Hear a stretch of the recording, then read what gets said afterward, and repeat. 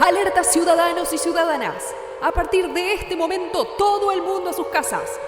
Todos a mirar la TV, a comer mucho, alcohol en gel en la mano y a... No. ¿Para qué estamos diciendo? Vamos de vuelta. Carlos, ¿me subís al retorno? Alerta ciudadanos y ciudadanas. A partir de este momento, todos con el volumen bien alto. A partir de este momento, comienza BSO, Banda Sonora Original. Temporada 9. You really think you have a chance against us, Mr. Cowboy? Somos radio. Yeah! Somos textos. Who's got my goddamn cigarette? Somos experiencias. Tell me, do you bleed? Somos música. You know what I'm talking about, you fucking cockroach.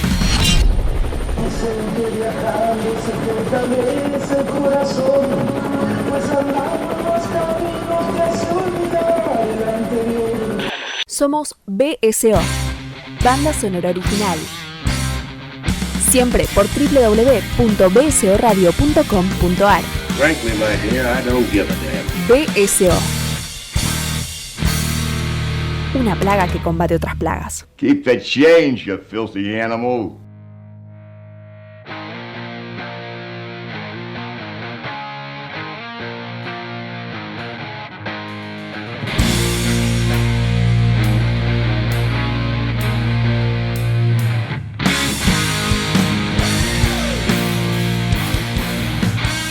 Señoras y señores, bienvenidos a una nueva entrega de Banda Sonora Original. Ya en el mes de junio, mitad de año.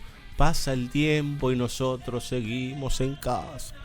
Seguimos con flexibilización, con no flexibilización, que será flexibilización de cuarentena, flexibilización laboral, destrucción del mundo mundial o no sabemos qué. Lo cierto es que nos juntamos a hablar de cine y a entender este universo que por momentos parece el apocalipsis, por momentos parece el camino hacia el estado de bienestar o hacia la redención, o vaya a saber uno. Bueno, apocalipsis es revelación, así que vaya uno a saber. Lo cierto es que estamos en un momento harto complejo a nivel mundial y qué mejor que charlar con Fabio Damián Villalba sobre las complejidades del universo astral. Bueno, ¿qué tal, Cirulo? ¿Cómo le va? Usted dice que en todo este estado de situación no hay nada mejor que charlar conmigo. No sé, pero por lo menos en este momento seguro. Mire que yo puedo tirar más leña al fuego, puedo traer combustible, puedo ayudar como a este estado incendiario de las cosas. Ah, pero claro, usted no ha entrado en etapa nihilista, ¿verdad? No, nunca. Yo ya no pertenezco a ningún ismo, como dijo Fito Páez en una canción. Bueno, el tema es que venga el sismo, digamos, ¿no? Y todos vayamos a caer al pozo infernal. Estamos en un nuevo capítulo de este hermoso mes y bueno, seguimos intentando llevarles contenidos como siempre a todos ustedes del otro lado. Gracias por el apoyo, gracias por todo lo que nos comentan en las redes sociales, con nuestro nuevo canal de Instagram TV, que amablemente el amigo Fabio Damián Villalba colecciona los testimonios, los edita y los sube periódicamente para que nosotros podamos ver esas recomendaciones de gente amiga, gente conocida, gente que creemos que les puede dar alguna manito en alguna nocturnidad compleja o en alguno de esos domingos de angustia. Lo cierto es que si quieren ver nuestros contenidos, bsoradio.com.ar, ver y escuchar, podríamos decir, porque somos interactivos y hacemos lo que queremos. Pero por lo pronto, con Fabio Damián Villalba, nos vamos al infinito y más allá, en un nuevo capítulo de Sci-Fi.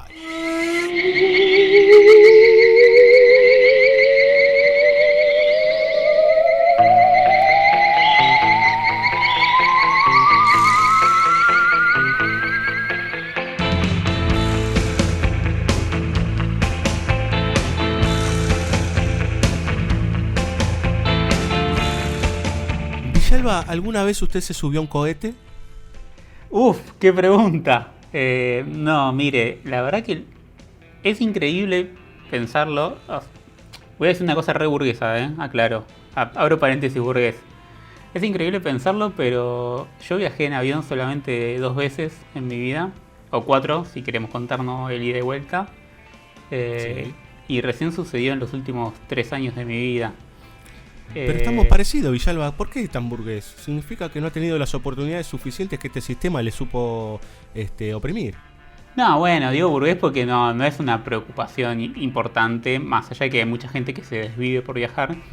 Sí, Convengamos claro. que lo importante pasa por otro lado, ¿no?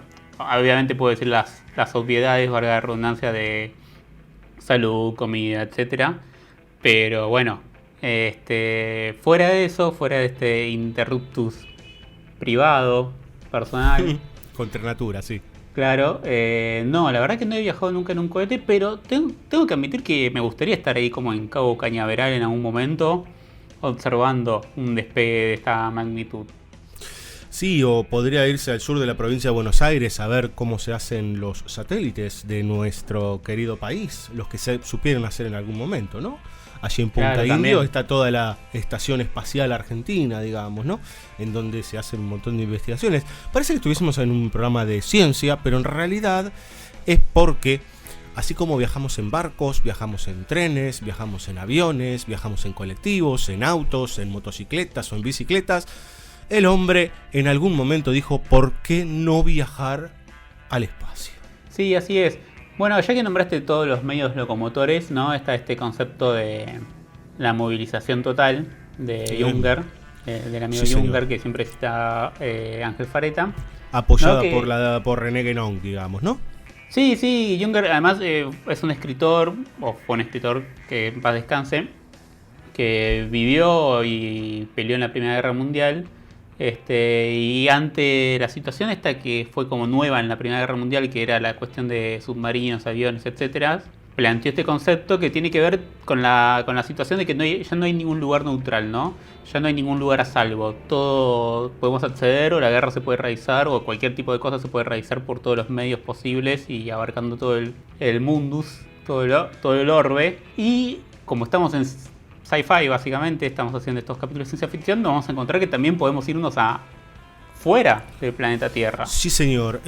Hablábamos en la reunión de preproducción con el amigo Fabio Villalba y seleccionando 3 de muchas películas de viajes espaciales, porque la verdad es que si quieren, desde principios de siglo para acá, hay infinidad de obras con momentos mucho más condensados de producción, pero pensando un poco en eso, otra vez volvemos a recaer en lo mismo, ¿no? En la Segunda Guerra Mundial, digamos, ¿no? Como eje y lo que vino después, o sea, la posguerra, ¿no? Que generó, entre tantas cosas, la apertura de distintos géneros. El sci-fi puntualmente se hizo muy potente, ya lo hemos dicho en los capítulos anteriores, en la década del 50 y la década del 60. Eso no implica que no hubiese ciencia ficción antes, ¿no? Digo, se escribió mucho antes. De hecho, una de las primeras historias que se narra, no audiovisual, sino en la literatura, es el viaje a la luna de Julio Verne, digamos, ¿no? O sea, estamos hablando del siglo XIX. Sí, totalmente. Y antes de Verne tenemos a Luciano de Samosata, en el siglo II después de Cristo, que tiene así un pequeño volumen llamado Historia Verdadera o Relatos Verídicos, que también narra ficciones espaciales o viajes al espacio, y que mucha gente que siempre quiere hacer como este estudio académico sobre la ciencia ficción, ¿no? Va a este tipo de pioneros, ¿no? De escritores que por ahí ni siquiera estaban pensando en la noción de si era un género nuevo o no, ¿no? Sino que básicamente estaban contando una historia. Sí, hay algo fundamental en lo que vamos a... Digo, hay varios ejes de lo que vamos a poder charlar con estas películas de viajes espaciales. Ninguna pasa de la década del 60, digamos, ¿no? O sea, todas están dentro de la década del 50. Hay un gran auge en los 60, sobre todo cuando empieza a aparecer la psicodelia inclusive, ¿no? Entonces de repente aparecen locuras como Barbarella o ese tipo de cosas con Roger Vadim. Bueno, empieza a haber no solo viajes al espacio, sino viajes, claro, también. trips, digamos, ¿no? Está de Trip de Roger Corman, una cosa de ácidos, en donde la cosa ya se empieza a mezclar con el hipismo, con otro tipo de cuestiones. Pero en los 50 se empieza a desarrollar esto, no gratuitamente, digamos. Y ahora que vos hablabas de Samosata, hay algo que me parece fundamental entender, también para pensar en la ciencia ficción per se, que es esta idea. El hombre siempre miró a los cielos, ¿no? La famosa frase "look up the skies", ¿no? O sea, mira hacia los cielos. Siempre deslumbrado y siempre pensando que hay un más allá. Ese más allá que puede ser en primera instancia trascendente o en su defecto un espacio a explorar. Las civilizaciones más antiguas o inclusive en relación a ciertas religiones que aún hoy sobreviven, digamos, ¿no? Por ejemplo, la mirada musulmana por ejemplo, la propia mirada de lo que era el protojudaísmo, digamos, ¿no? Todos esos movimientos que de alguna manera miraban y entendían ese cielo. Bueno, los griegos ni hablar, ¿no? La propia construcción que hacían los vikingos de cómo se había armado la bóveda celeste, la idea, por ejemplo, de los griegos de que había un alguien, ¿no?, sosteniendo el cielo para que no se caiga, que creo que no era Ajax, pero andaba por ahí, que sostenía la bóveda celeste. Bueno, una idea de que en realidad había algo trascendente allí. Ahora, ¿qué pasa? El hombre empieza a mirar hacia arriba, nos podemos ir a Copérnico y nos podemos ir mucho más atrás, inclusive a los propios griegos, cuando empiezan a entender que hay planetas, cuando empiezan a entender que hay un espacio, o sea, por fuera de lo que nosotros habitamos, digamos, ¿no? De esta pelotita llamada Tierra, que también fue una discusión, sigue siendo una discusión hoy ridícula, digamos, ¿no? Si es redonda o plana, pero empieza a armarse una idea científica con respecto a eso.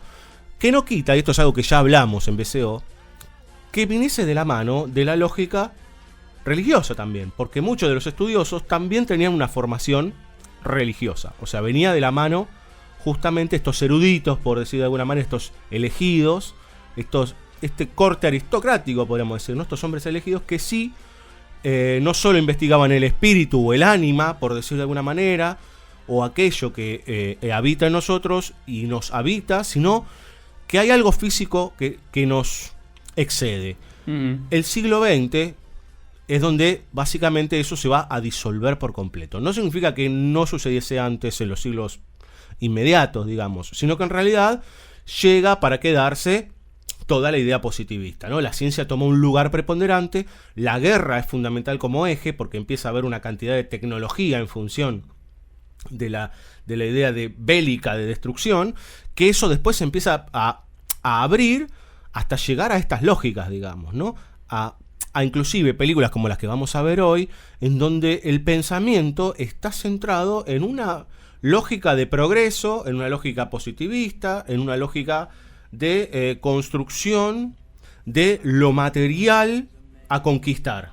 Sí, totalmente. Mientras hablabas pensaba, ¿no? Esta dicotomía que se genera o esta decisión entre ciencia y lo sagrado, ni siquiera hablemos de religión, claro. que lo podemos, o sea, más allá de dataciones, digo, empieza, digo, como mucho más drásticamente a partir del iluminismo o la edad de la razón.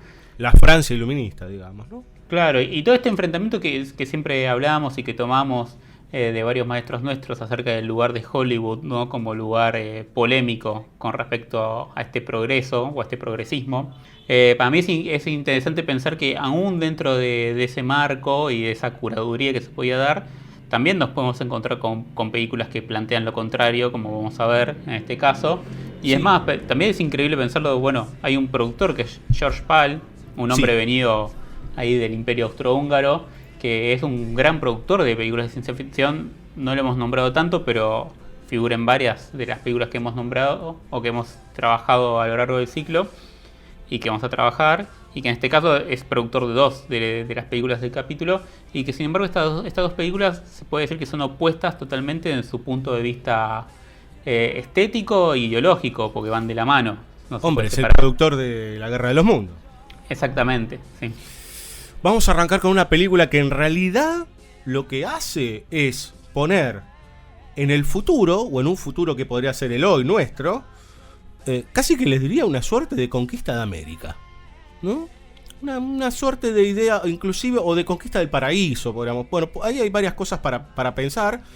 En Conquest of Space de 1955, dirigida por un hombre que ya visitamos, que se llama Byron Haskins, Villalba. Sí, así es. Byron Haskins, que bueno, también es el director de la mencionada Guerra de los Mundos, que mencionamos recién. Y Marabunta. Y Marabunta, que la vimos en el capítulo anterior. Básicamente lo que tiene Conquest of Space como diferencia, si se quiere, con la otra película que tiene relación, que vamos a ver en el siguiente bloque, es que acá ya arrancamos en un estado de situación de que ya estamos en el espacio y que está avanzado el desarrollo de la maquinaria y de las naves. No hay como un estado de situación donde yo tengo que creer en un montón de elementos, que esto es parte de la ciencia ficción casi siempre, ¿no? Donde uno tiene que creer que las naves funcionan, que los rayos se disparan, que las comunicaciones funcionan también. Donde ese estado de situación igual involucra un nuevo salto, ¿no? Hay un nuevo desafío a conquistar. Porque tenemos una nave que en realidad funciona como una suerte de satélite en órbita. Este tipo de satélites donde funciona para el despegue de subsiguientes naves que van a ir explorando el espacio. Sí, lo más parecido a la estación espacial. La estación espacial, perdón, claro. Como Deep Space Nine de Star Trek. Claro. Más adelante. Donde tenemos a nuestro protagonista, a uno de los protagonistas en realidad, porque eso podríamos decir que va a ir transmutando con la película, Sí, que señor. es el general Merritt. El general Samuel Merritt es como el pionero que logró poner esa estación espacial en órbita. Sí, que logró armarla, digamos, ¿no? Es el hombre que logró llevar a cabo el primer paso del hombre en el espacio, digamos, ¿no? Que los ingenieros, aparece un ingeniero, le iban llevando planos y partes y el tipo es el que comandaba toda esa construcción que sería el trampolín para la aventura que vamos a vivir nosotros en la película. Exacto, y que el paso siguiente que está premeditado es ir a la Luna. Pero por una decisión del gobierno se suspende el viaje a la Luna para ir directamente a Marte.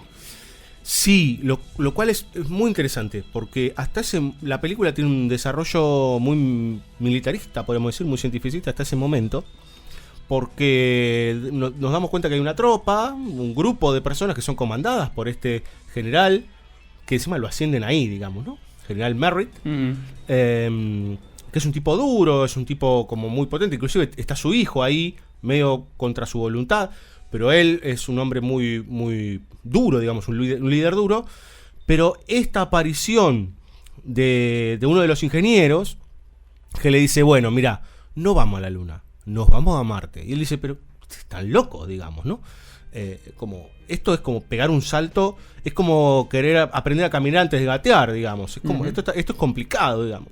Lo cual, ahí ya pone en un lugar a la película que es muy interesante, que es el lugar de...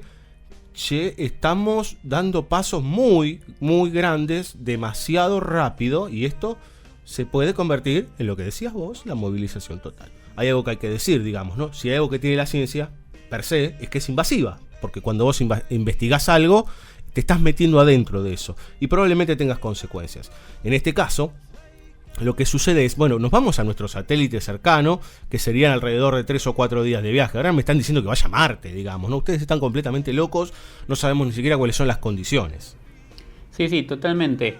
De este estado de situación inicial se desprenden un par de cosas. Una es la aparición de este complejo militar industrial, que Claro. va a ser problemático a partir de la Segunda Guerra Mundial, donde lo vamos a ver en millones de películas de Hollywood sobre todo.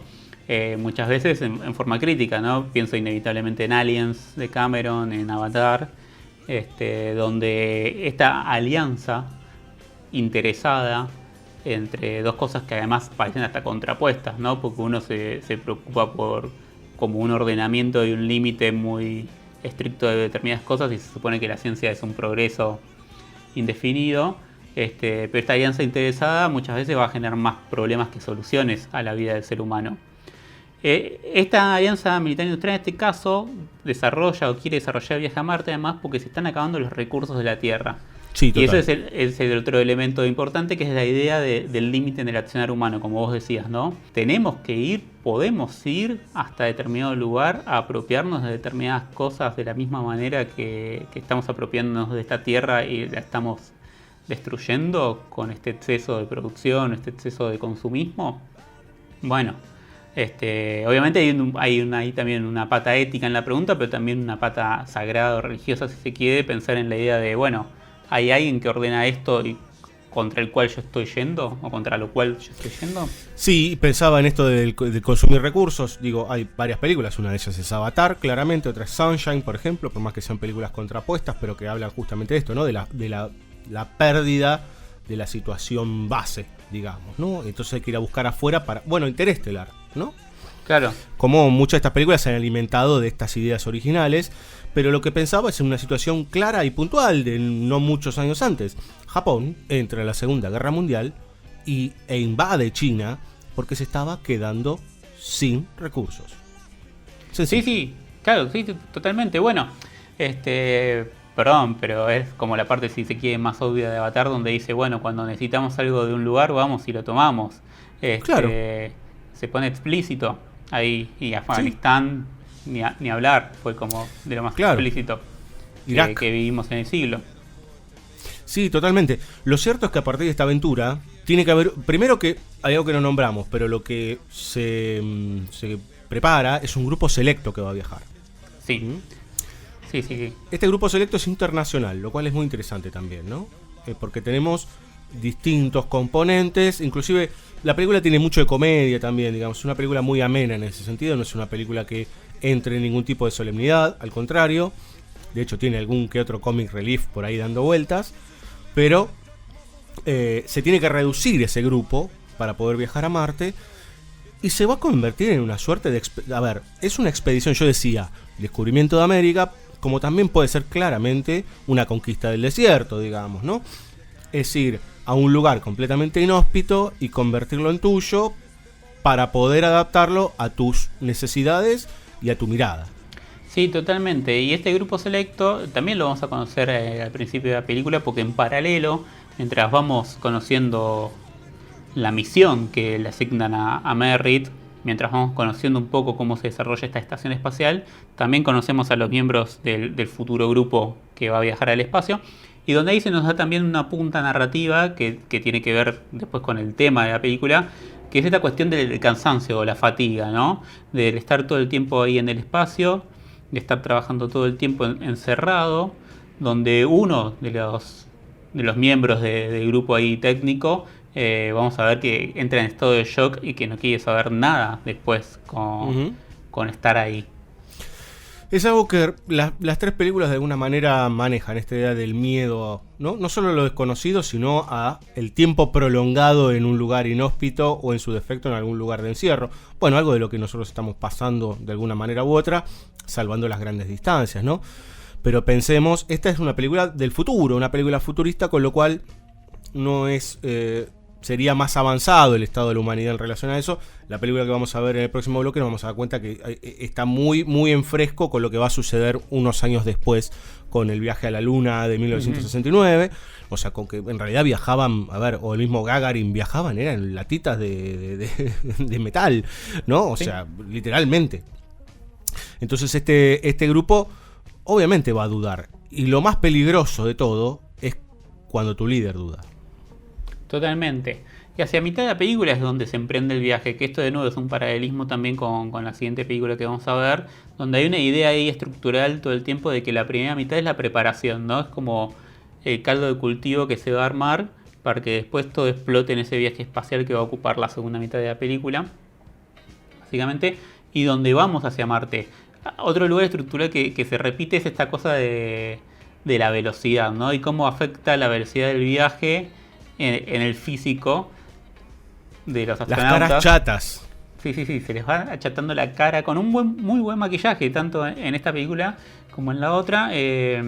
Pero es muy gracioso pensar, bueno, cómo la lógica de lo que es la ciencia en ese momento piensa que va a ser la reacción del cuerpo o que va a ser las posibilidades de ese cuerpo frente a esa velocidad necesaria para llegar a determinado lugar. Sí, totalmente. Digo, tiene una cierta inocencia, pero por otro lado es muy, muy evidente en las tres películas. Hay un avance de efectos especiales que, bueno, ya lo repetimos, ¿no? Digamos, va a llegar a su lugar más potente a fines de los 60, digamos, ¿no? Cuando se empieza a poner plata en serio y mucha en la ciencia ficción y en el cine fantástico, pero en este caso vemos, en y en las próximas dos películas, vemos que hay un esfuerzo clarísimo porque haya un verosímil bastante poderoso. Sí, totalmente. Si bien esta participa más del imaginario de las naves espaciales, sin preocuparse tanto por esta cosa de, bueno, si el look responde a lo que se puede hacer o no en ese momento, ¿no? En 1955, sí, claro. Es cierto que hay un lugar del verosímil muy importante. Y bueno, a medida que avanza el viaje, obviamente nos vamos a ir encontrando con algunas vicisitudes donde está la típica situación de que tenemos que salir de la nave espacial para solucionar un problema. En este caso el problema es técnico, ¿no? Que es importante señalarlo porque en otro caso va a ser humano y eso nos va a poner como la perspectiva de cada película. Acá es un problema técnico, pero es un problema técnico que además se cobra una vida, que eso es importantísimo para la lógica de las películas, ¿no? Bueno, este viaje no es gratis. Este progreso, este avance no nos va a costar nada, sino que nos va a costar un poco bastante caro, y a medida que más avancemos, más vamos a ir perdiendo. Porque no solamente perdemos una vida, sino que el general Merritt, que veíamos como el duro, que en algún punto era bastante estricto o rígido con su hijo, también parte del grupo especial, es el primero o es el que va a perder la razón a lo largo del viaje, pero va a perder la razón por empezar a preguntarse ¿qué estamos haciendo acá? Me parece que es interesante, yo la pienso, esta película con tantos años de diferencia con Sunshine, que no es una película gigante ni nada por el estilo, pero sí que hay algo que construyen ambas películas, salvando la distancia del lenguaje, que cada vez que se acercan más a ese objeto de deseo, en Sunshine es un sol, en este caso es a Marte, empiezan a haber una cantidad de síntomas puntuales, y en ambos casos lo que se presenta es como una idea de epifanía, digamos, ¿no? O sea, de una revelación de algo que está más allá de ese personaje, en este caso el general Merritt, en donde de repente es como no lo había visto nunca así, digamos, ¿no?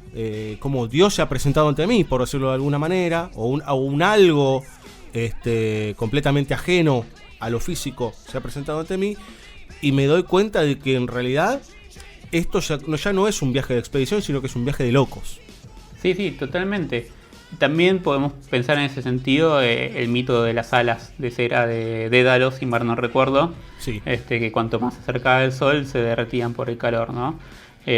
También en la lógica de alguien que construía o lo más cercano a un científico, y qué pasa cuanto más te quieres acercar a algo que parece ser un límite humano. Sí, claro, sí, totalmente. Bueno, está toda la idea de Ícaro, digamos, ¿no? Perdón, Dédalo le construyó las alas y Ícaro las usó. Gracias. Uh-huh. Y obviamente esta entrada en la locura del general Merritt va a provocar una serie de choques y conflictos, porque además, como parte del grupo, tenemos al sargento Maloney, que es una suerte de enamorado, sin necesidad de que sea homosexual, pero un enamorado del general Merritt. Está como todo el tiempo a sus pies. Es impoluto para él, el general Merritt, y este estado de obnubilación en algún punto se va a tener que caer también, ¿no? Como se va a tener que revelar un montón de cosas a lo largo de la película, pero Merritt intenta sabotear el cohete donde están viajando todos ellos en el momento de la entrada a Marte. Sí, No, que lo que sucede es que justamente en ese estado de locura ellos ya llegan a Marte y tienen todo medido como para poder volver. Pero Merritt, padre, el general, es el que se va a encargar de que suceda todo lo posible para que no vuelva. Claro. Y acá es donde se va dando la transición de esto que decíamos del protagonismo, donde pasamos de Merritt padre a Merritt hijo como protagonistas, lo cual tiene toda una lógica también en la idea de herencia que trabaja la película, además de lo que venimos diciendo de lo sagrado y que podemos pensar como padre y qué hacemos nosotros con la creación del padre. Maloney cuenta algo muy lindo, que es que en un momento de la guerra, cuando estaba con el general Merritt, y Merritt se enteró que iban a ser su hijo, dijo algo así como que le prometió la luna, que le iba a regalar la luna a su hijo, ¿no? Entonces, literalmente hay una herencia ahí de, bueno, te estoy legando esto, vamos a ver qué haces vos con esto. Sí, bueno, la locura de... Pero este hombre le puede regalar la luna a su hijo, pero él no puede soportarlo, digamos, ¿no? Porque la luna le va a pertenecer a su vástago, no a él. Y es así como terminan peleando entre sí, digamos, ¿no? Hay una batalla a puño y a disparo entre padre e hijo, que termina con una sepultura cristiana en el mismo planeta rojo. Exactamente, y que además al mismo tiempo está esta idea de cómo apropiarse del terreno, ¿no? Bueno, está lo de la sepultura cristiana y también está lo de las semillas, ¿no? Plantar. Total. La idea de lo fértil versus la infertilidad que aparentemente está viviendo la Tierra, la comunión de estos seres de distintas especies o distintas razas o etnias, como vos bien dijiste, son de distintos países y digo, hay un japonés. Sí, que es este, el ahí lo japonés que se va a animar porque dice, nosotros nos mandamos un montón de cagadas, digamos. Claro. Él lo dice. Sí, hay un japonés, lo más cercano a un italoamericano, etcétera, etcétera. Entonces, de nuevo, ¿no? Esta idea de la nave, donde los distintos elementos pueden ser una representación de algo mucho más grande como es el mundo entero. Si trabajan en conjunto, pueden lograr un estado de situación fértil versus así trabajan separados, etcétera, que produce este tipo de infertilidad o agotamiento de los recursos. Sí, señor. ¿Quiere escuchar música, Villalba? Escuchemos música, por favor. Vamos a escuchar la banda sonora de La Conquista del Espacio de 1955 a cargo del señor Nathan Van Cleave, que, bueno, por ejemplo, musicalizó The Space Children, una película que hemos visto aquí, que hemos charlado aquí en BCO Sci-Fi, y que después tendrá un par de películas más de ciencia ficción o de fantasía, como por ejemplo Robinson Crusoe en Marte en 1964. Ya un poco más ligado con los estupefacientes el asunto. Lo cierto es que ahora vamos a escuchar The Firmament, que es el comienzo de Conquest of Space de 1955 a cargo de Van Cleave.